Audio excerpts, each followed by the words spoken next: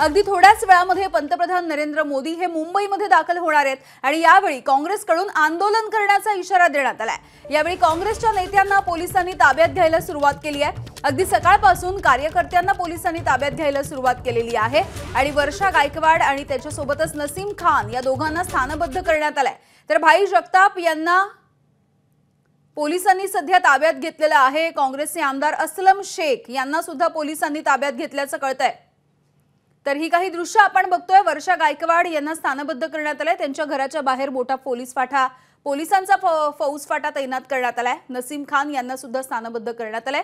तर काँग्रेसचे नेते भाई जगताप आणि आमदार असलम शेख यांना सुद्धा पोलिसांनी ताब्यात घेतलंय।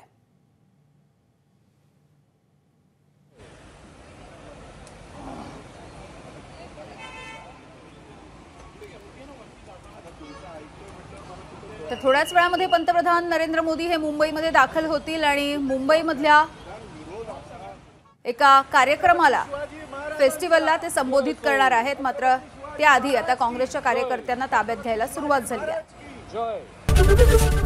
एबीपी माझा, उघडा डोळे बघा नीट।